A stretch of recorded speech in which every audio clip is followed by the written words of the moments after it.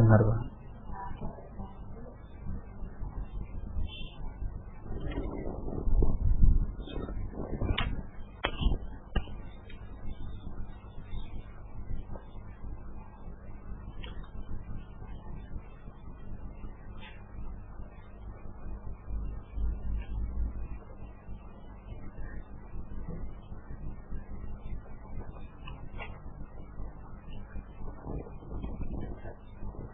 Nah.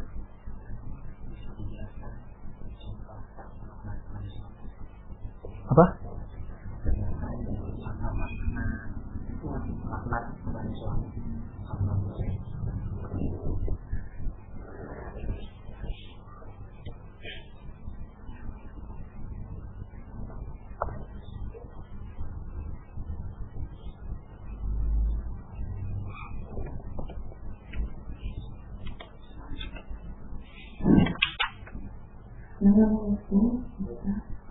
Assalamualaikum warahmatullahi wabarakatuh.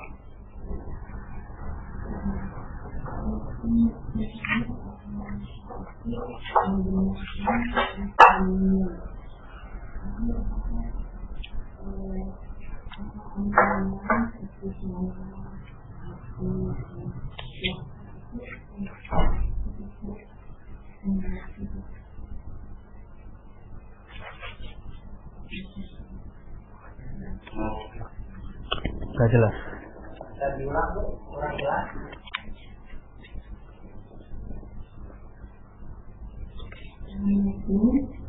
Assalamualaikum warahmatullahi wabarakatuh.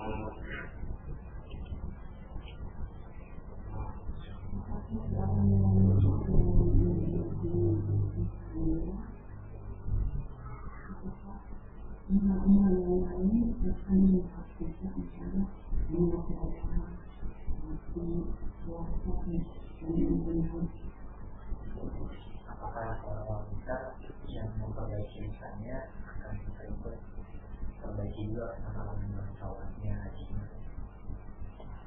Nah, seorang wanita yang menjaga lisannya ini adalah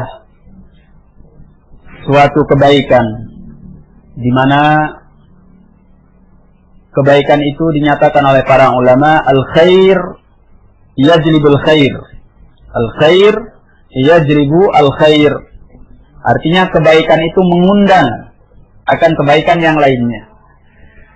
Jadi seorang wanita yang mampu menjaga rasa malunya, menjaga lisannya, menjaga ucapannya, menjaga suaranya dan sebagainya, ini mungkin sepintas terlihat hal-hal yang sepele, yang dianggap kecil, yang dianggap mungkin tidak terlalu besar begitu. Tetapi apabila dia mampu menjaganya, ya, tentu kebaikan yang sifatnya kita anggap biasa ataupun mungkin tidak terlalu besar ini, ya, diharapkan akan mendatangkan kebaikan yang berikutnya. Ya. Karena kebaikan itu al-khair yajlibul khair. Kebaikan itu akan mengundang kebaikan yang lainnya. Nah, oleh karena itu, apabila dia menjaga lisan, menjaga kehormatan dirinya, artinya dia melepaskan diri dari sekian banyak kejelekan, dari sekian banyak keburukan. Bahkan dengan menjaga lisan, dengan menjaga kehormatan dirinya, maka ini membuatnya terlepas dari banyak perkara-perkara maksiat.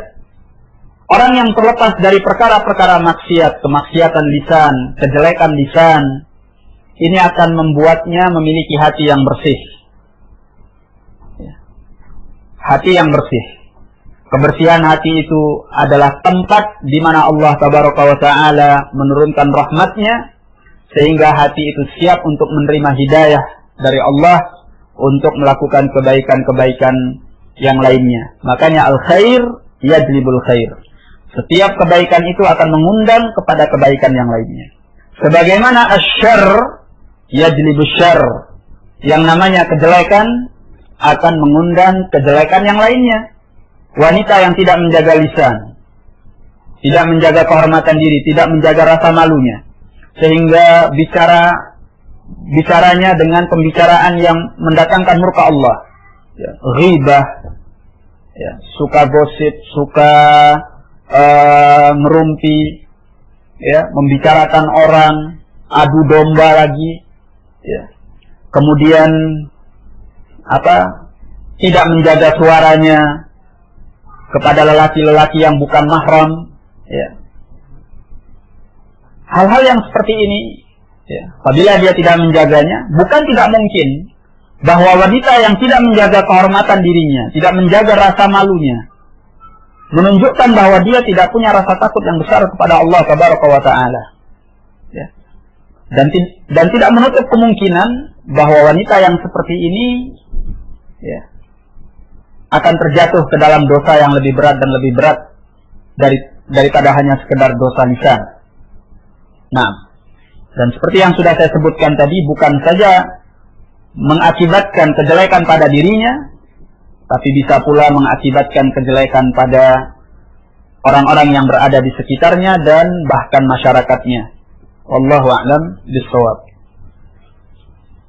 Nah,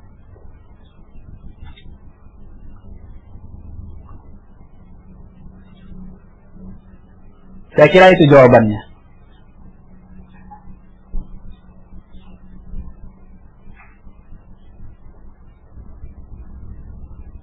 Di sini ada pertanyaan,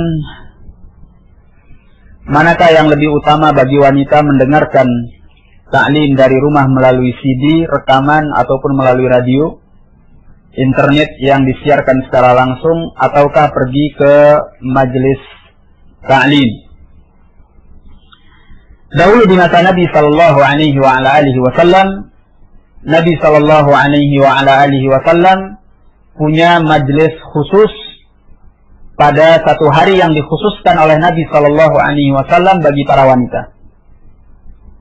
Ya. Jadi menghadiri majelis ta'lim, ya, termasuk perkara yang diperbolehkan dengannya dia keluar daripada rumahnya. Apabila memang dia harus keluar daripada rumahnya untuk menghadiri majelis ta'lim. Nah, dan kehadiran di majelis ta'lim memiliki kelebihan-kelebihan yang barangkali tidak akan didapatkan hanya dengan sekedar dia mendengarkan CD atau siaran radio yang ada di rumahnya. Di antara keutamaan itu adalah tentunya seorang wanita tidak bisa bertanya secara interaktif atau secara tulisan kepada guru yang menyampaikan pelajaran tersebut. Ya. Apalagi dia mendengarnya dari CD atau dari kaset, ya, atau dari radio. Dia tidak bisa bertanya tentang perkara-perkara yang dia tidak memahaminya atau dia belum mengerti tentangnya. Ya.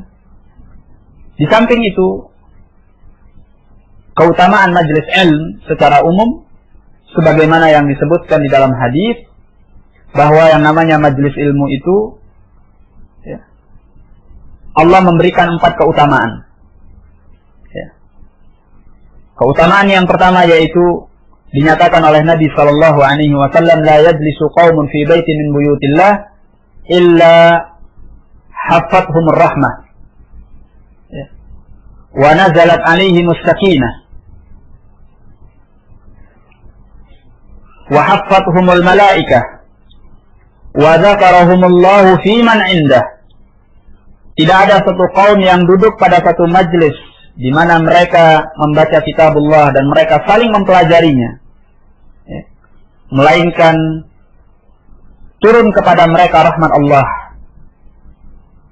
Kemudian turun kepada mereka ketenangan dari Allah. Kemudian mereka diliputi oleh para malaikatnya. Kemudian Allah menyebut-nyebut nama mereka di kalangan makhluk yang ada di sisinya, yaitu di kalangan al-malaikah. Walaupun hadis ini berbicara tentang orang-orang yang membaca Al-Quran, mempelajari Al-Quran, para ulama memasukkan di dalam kategori majlis ini adalah majlis al-ilm. Ya. Majelis ilmu termasuk di dalamnya karena di dalamnya dibacakan kitabullah dan juga dibacakan sunnah-sunnah Rasulullah Sallallahu Alaihi Wasallam yang intinya adalah majelis yang di sana mereka diingatkan kepada Allah Tabaraka wa Taala. Nah, wallahu a'lam bishawab.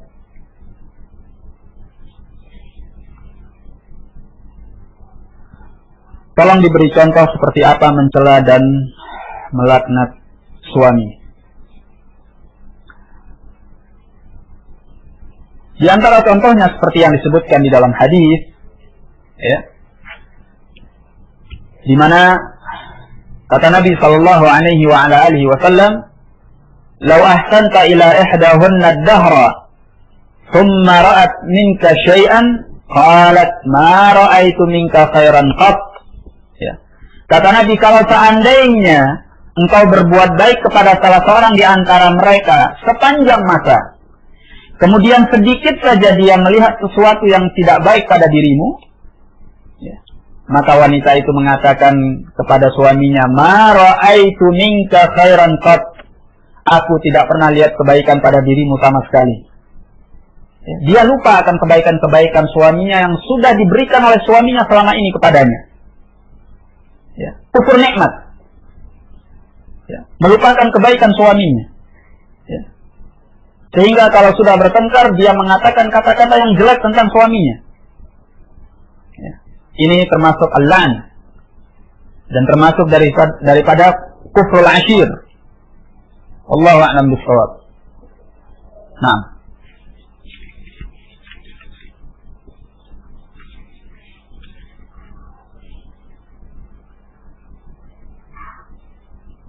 apakah dengan sedekah doa bisa terkabul? Terkabulnya sebuah doa itu banyak sebabnya, ya. Dan seorang yang bersedekah, wallahu a'lam bishawab, sampai saat ini saya tidak ingat apakah sedekah itu termasuk daripada sebab dikabulkannya doa. Sampai saat ini saya belum tahu ada riwayat atau ada hadis yang menjelaskan tentang sedekah termasuk dari sebab dikabulkannya doa. Nah, adapun sebab-sebab dikabulkan doa itu memang banyak sekali.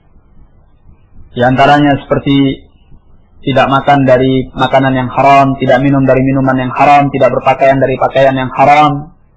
Ya. Di antaranya seperti selalu meminta kepada Allah dengan ilhah, dengan mendesak, yaitu tidak putus asa untuk selalu meminta kepada Allah. Di antaranya seperti dia menyebutkan nama dan sifat Allah yang mulia dalam doanya.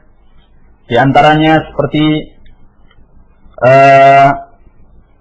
seorang yang dalam perjalanan jauh, ini doanya makbul di dalam safar. Kemudian demikian pula min asbab istijabatid doa, seorang meminta kepada Allah dalam keadaan bersahaja, ya, tidak menampakkan kemewahan dan kecongkakan. Kemudian termasuk daripada pengkabulan doa, seorang meminta kepada Allah di waktu-waktu mustajabah. Dan ada hal-hal yang lainnya yang disebutkan dalam sunnah Nabi Sallallahu Alaihi Wasallam. Nah, wallahu a'lam bishawab.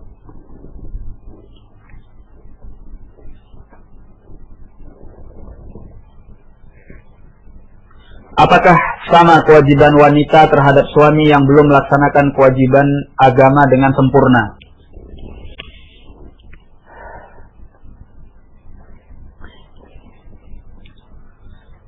Yang harus diperhatikan oleh para istri, khususnya yang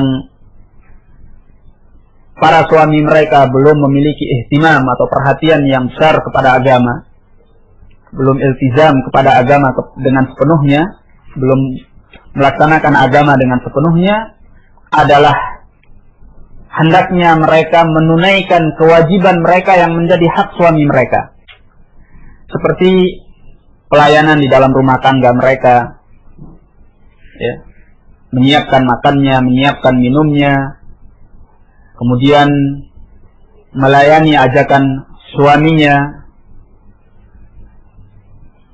kemudian mentaati segala perintah suaminya yang tidak mengandung maksiat kepada Allah Tabaraka wa Ta'ala, dan bahkan walaupun dalam perkara yang mubah sekalipun, selama tidak mengandung maksiat, dia taat kepada suaminya.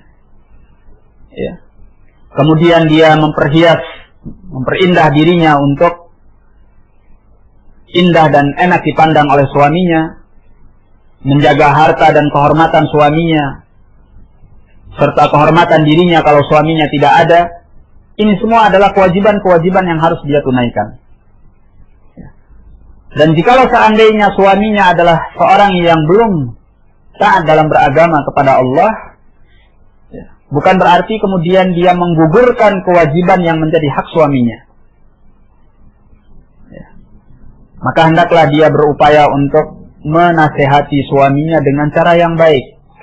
Layaknya sebagai seorang istri, bukan sebagai seorang guru kepada murid, atau sebagai seorang orang tua kepada anak, atau sebagai seorang penguasa kepada rakyatnya, tapi sebagai seorang istri kepada suaminya yang menginginkan kebaikan suaminya dengan kata-kata yang baik, dengan rasa cinta yang penuh, ya.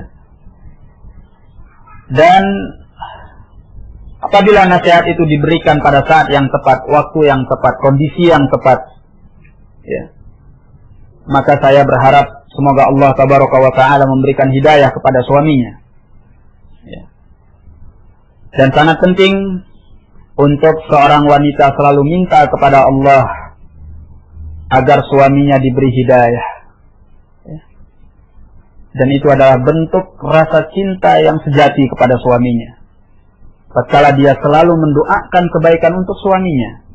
Karena yang namanya perkara hidayah laisa biyadin nas. Ya. Bukanlah berada pada tangan manusia. Masalah hidayah itu adalah perkara yang berada di tangan Allah Tabaraka wa Ta'ala. Yahdillahu man yasha' wa yudhillu man yasha'. Allah akan menunjuki siapa yang dikehendaki oleh Allah dan akan menyesatkan siapa yang dikehendaki oleh Allah. Ya. Mungkin sebagian istri sebelum dia kenal ngaji atau sebelum dia kenal agama dengan baik, dia tidak memberikan pelayanan yang memadai atau yang semestinya kepada suaminya.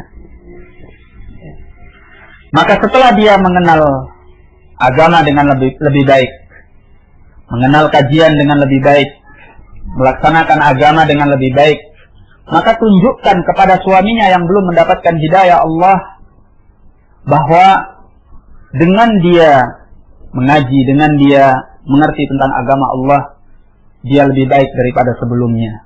Ya. Dia meningkatkan mutu pelayanannya kepada suaminya dalam segala hal. Ya. Hal yang demikian ini sangat berpengaruh untuk memberikan kebaikan kepada suaminya. Ya. Bahkan jikalau seandainya sebelum dia kenal ngaji, dia sudah melayani suaminya dengan sebaik-baiknya, tatkala dia sudah kenal ngaji, dia lebih layani daripada sebelumnya. Ya. Memberikan yang lebih daripada sebelumnya. Ya.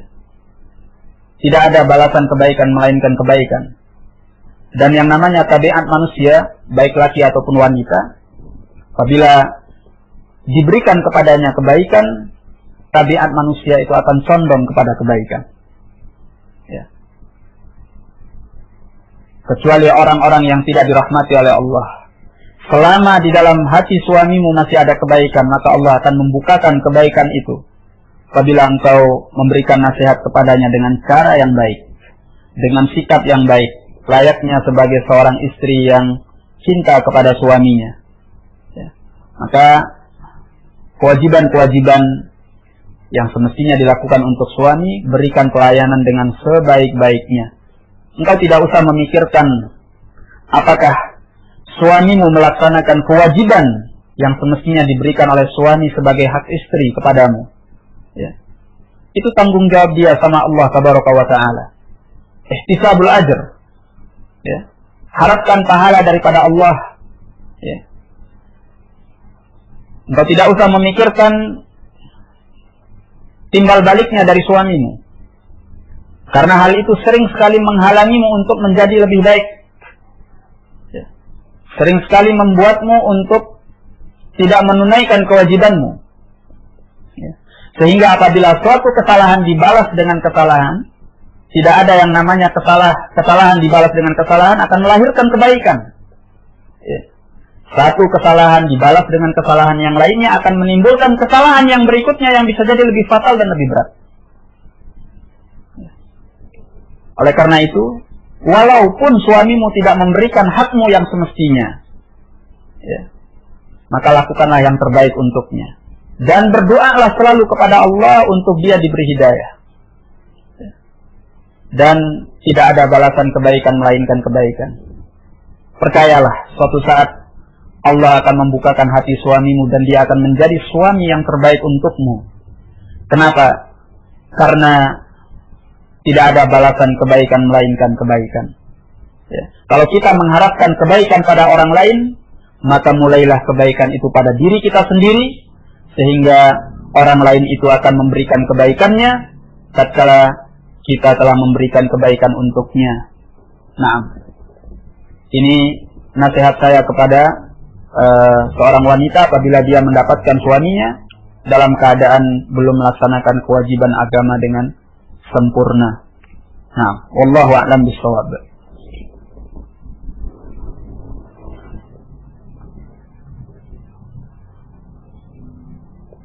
Di sini ada pertanyaan, apa maksud atau apa saja tanggung jawab seorang istri? Apa yang dimaksud dengan bertanggung jawab atas rumah tangga suaminya? Tanggung jawab seorang istri adalah dia menjaga dan memelihara rumah suaminya, anak-anaknya, sesuai dengan apa yang diajarkan oleh Allah dan Rasul-Nya. Ya. Di antaranya adalah dia menjaga rumah suaminya dengan menyiapkan segala pelayanan yang ada di rumah itu. Ya. Karena melayani suami adalah hukumnya wajib dalam apa yang dibutuhkan oleh suami tersebut. Nah, makannya, minumnya, pakaiannya, ya, segala hal yang terkait dengan rumahnya. Demikian pula segala hal yang terkait dengan syahwatnya terhadap istrinya. Ya. Demikian pula dalam masalah anak-anaknya, ya, mengurusi anak-anaknya. Ini adalah semua tanggung jawab istri. Ya, tanggung jawab istri. Karena mengurusi kepentingan anak termasuk daripada mengurusi kepentingan rumah daripada suami itu.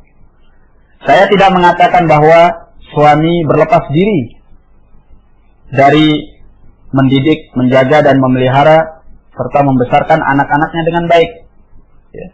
Tetapi saya mengatakan bahwa kewajiban istri adalah menjaga rumahnya seperti yang telah saya sebutkan, dan termasuk di dalamnya dia bertanggung jawab atas pendidikan dan pengurusan anaknya di rumahnya tersebut.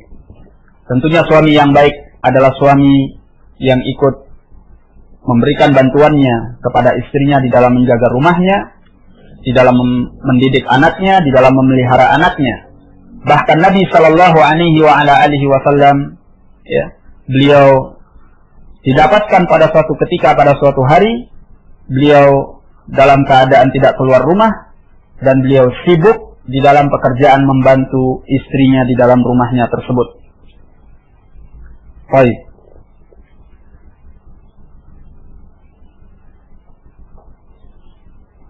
Apa yang dimaksud bertanggung jawab atas rumah tangga suaminya? Ya, bertanggung jawab atas pelayanan-pelayanan yang telah saya sebutkan tadi.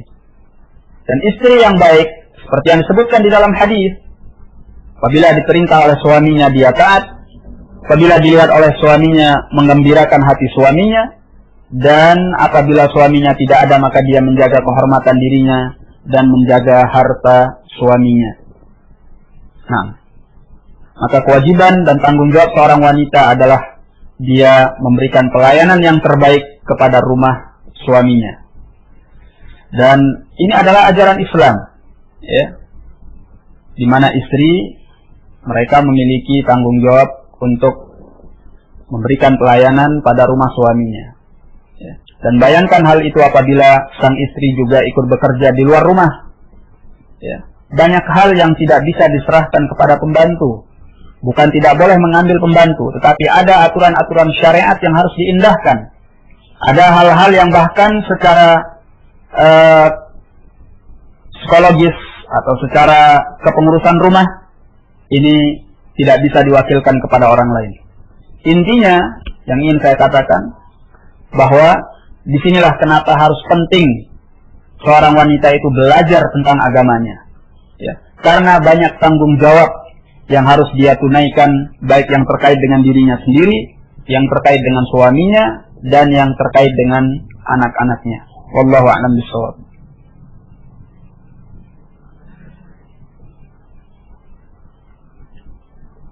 Apa tanggung jawab seorang ibu kepada anaknya yang sudah menikah? Tidak ada tanggung jawabnya, melainkan dia berupaya untuk selalu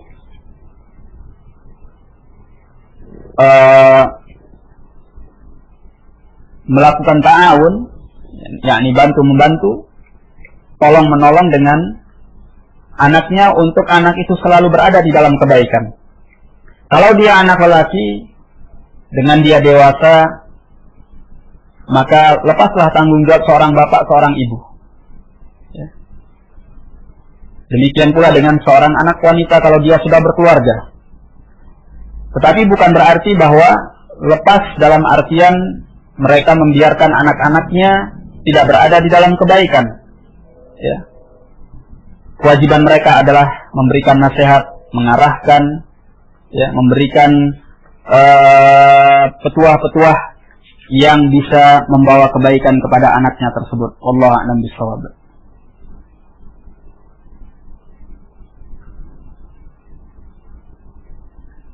Bagaimana caranya supaya rajin sholat? Terkadang walaupun tahu dosa tapi malasnya lebih dominan. Salat itu adalah imaduddin, merupakan tiang agama. Sehingga seorang itu diukur baik dan buruknya agamanya adalah dengan melihat salatnya. Ya. Kita bisa hampir pastikan orang yang terbengkalai salatnya pada umumnya orang yang tidak baik agamanya. Kalau salat saja sudah tidak bisa dia menjaganya, maka yang lainnya akan lebih parah daripada itu. Nah, sedangkan rasa malas yang timbul untuk melaksanakan as-shalah, kiatnya adalah dengan memperbesar rasa takut kepada Allah Tabaraka wa Ta'ala.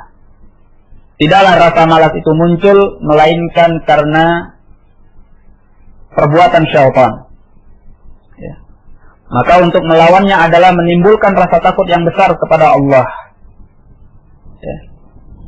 Bagaimana menimbulkan rasa takut yang besar kepada Allah?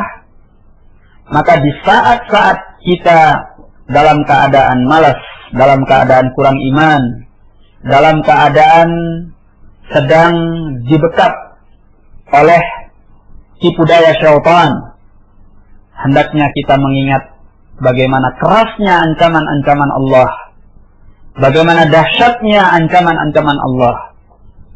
Dan diantaranya adalah juga dengan kita mengingat kematian. Ya. Mengingat kematian.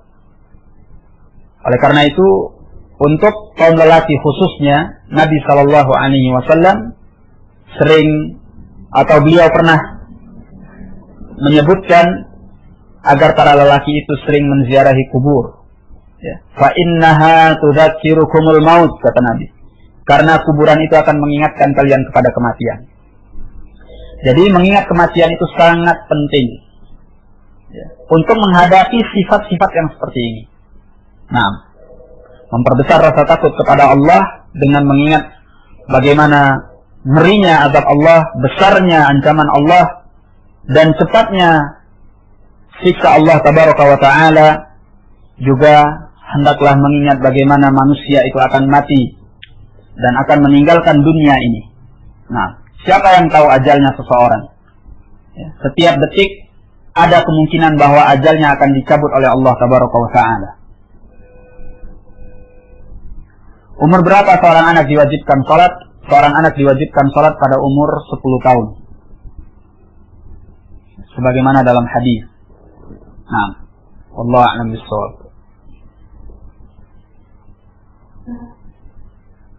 Nah,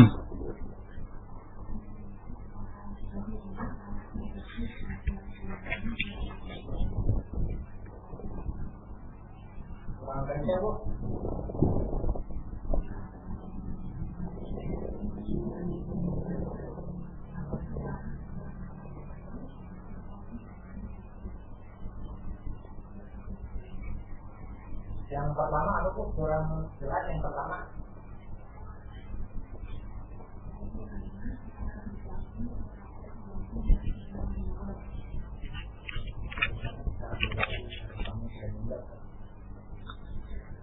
bagaimana cara berbakti kepada suami yang telah meninggal? Baik. Di antara kebaikan yang bisa sampai kepada orang yang telah meninggal, yaitu dengan doa. Ya. Dengan mendoakannya. Dengan mendoakannya. Mendoakannya di sini adalah sang istri atau anaknya atau keluarganya sendiri yang mendoakan. Ya. Mintakan ampun untuknya, mintakan rahmat Allah agar diberikan kepadanya. Ya, mintakan agar Allah mengangkat derajatnya di dalam surga Allah dan lain sebagainya. Ini akan sampai insya Allah. Ya. Nah, ini termasuk kebaikan yang sampai kepada seorang yang meninggal. Adapun mengirimkan doa dengan membayar orang untuk mendoakan suaminya atau mendoakan keluarganya yang telah meninggal, ini tidak ada contohannya di dalam sunnah Nabi Sallallahu Alaihi Wasallam. Termasuk di antara kebaikan yang bisa sampai kepada orang yang telah meninggal, yaitu dengan menjaga hubungan baik terhadap orang-orang yang dahulu punya hubungan baik dengan orang yang telah meninggal itu. Ya. Kalau itu suaminya, maka dia bisa menjaga hubungan itu dengan saudara-saudara, dengan teman-teman, dengan kerabat-kerabat suaminya yang punya hubungan baik dengan suaminya. Ya. Kalau dia seorang istri, maka dia bisa menjaga hal itu dengan orang-orang yang menjadi orang-orang dekat suaminya atau keluarga suaminya. Nah, dengan menjalin komunikasi bersama istri dari teman suaminya tadi, dengan memberikan hadiah kepada mereka, dengan menziarahi mereka. Ya. Menjaga hubungan baik dengan orang-orang yang pernah punya hubungan dekat dengan suaminya, sebagai sahabat, sebagai kerabat, atau sebagai orang-orang yang pernah terjalin kasih sayang antara dirinya dengan suaminya dulu. Nah, ini termasuk kebaikan kepada sang suami. Kemudian di antara kebaikan yang bisa sampai kepada orang yang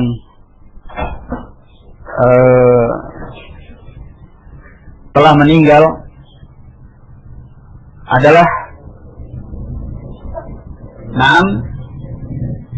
menjaga kebaikan-kebaikan yang pernah ditinggalkan oleh suaminya. Ya. Misalnya sang suami dahulu pernah selalu menyantuni anak yatim, misalnya. Kalau dia menjaga kebaikan itu termasuk dia menjaga kebaikan suaminya. Nah, hal-hal yang seperti itu. Baik, wallahu a'lam bishawab.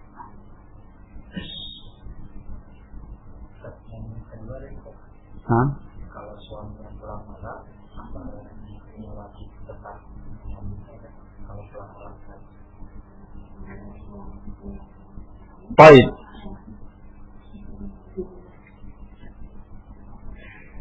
Ya walaupun dia pulang pagi,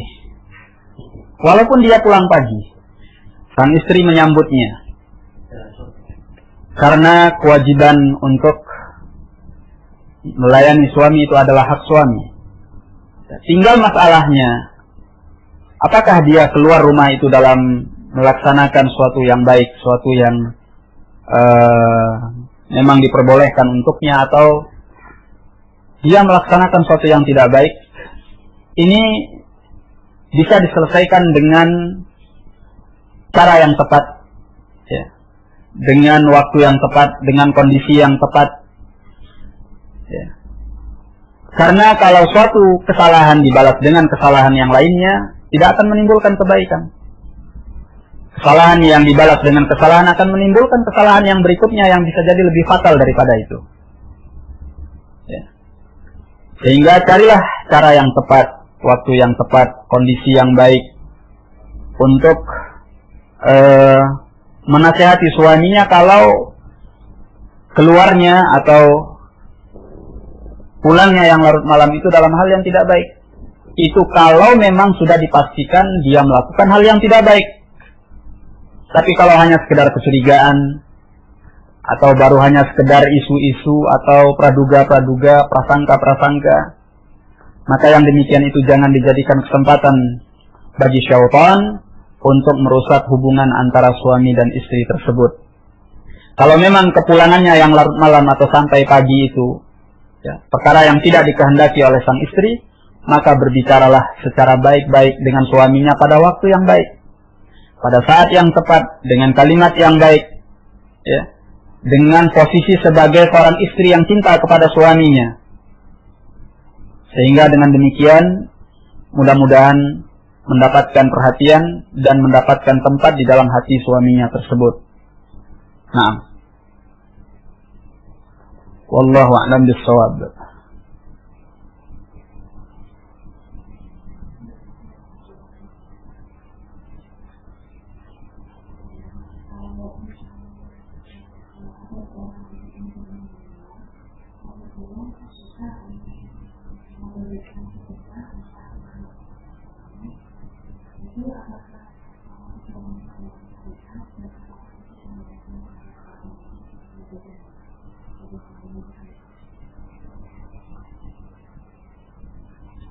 Apa itu? Sedekah. Baik. Mengirim amalan saleh atau mengirim pahala kepada orang yang sudah meninggal itu berhenti dalam masalah-masalah yang memang ada dalilnya. Selama tidak ada dalilnya bahwa yang demikian itu sampai kepada al-mayyit, maka sebaiknya kita tidak melakukannya. Karena masalah ini adalah masalah yang gaib. Ya. Jangan sampai kita melakukan sesuatu yang kita anggap baik, ternyata itu tidak baik. Ya. Atau kita melakukan sesuatu yang kita kira sampai kepada al-mayyit, padahal kita tidak tahu secara pasti bahwa itu sampai kepada al-mayyit. Berangkat dari penjelasan ini, maka masalah sedekah, wallahu a'lam bis-shawab, membutuhkan kepada dalil yang menunjukkan bahwa suatu sedekah bisa sampai pahalanya kepada seorang al-mayyit.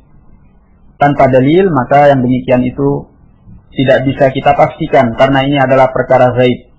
Nah, wallahu a'lam bis-shawab.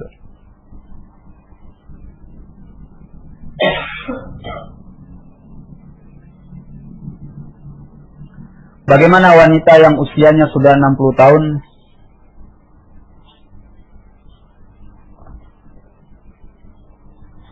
terpaksa diantar supir laki-laki karena sudah sering ngantuk di jalan? Kalau diantarnya dalam keadaan tanpa mahram, wallahu a'lam bis-shawab. Ini butuh ditanyakan kepada para ulama. Namun barangkali di antara solusinya, wallahu a'lam, mungkin hal ini bisa ditemani oleh mahramnya. Artinya dengan dia membawa mahram. Atau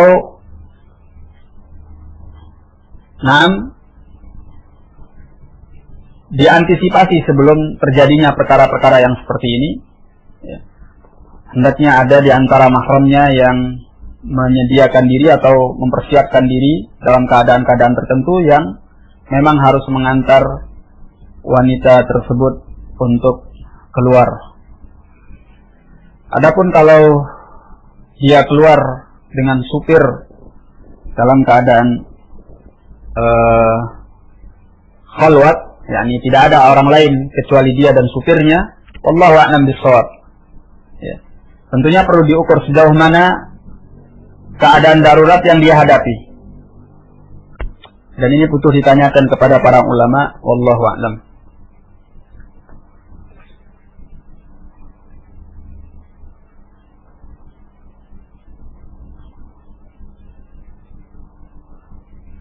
Apakah yang sudah 60 tahun masih harus menutup atau berhijab di rumah bila ada pembantu rumah tangga laki-laki? Kalau menutup aurat atau berhijab yang dimaksud adalah hijab, yaitu membuka tutup pada wajahnya, maka ini tidak mengapa selama dia sudah mengalami menufus. Tapi kalau yang dimaksud adalah membuka jilbabnya, membuka khimarnya, kerudungnya, ini tidak demikian. Nah, jadi diperbolehkan dia membuka hijab, yaitu tutupan wajahnya, tapi bukan berarti dia membuka kerudungnya. Nah, wallahu a'lam.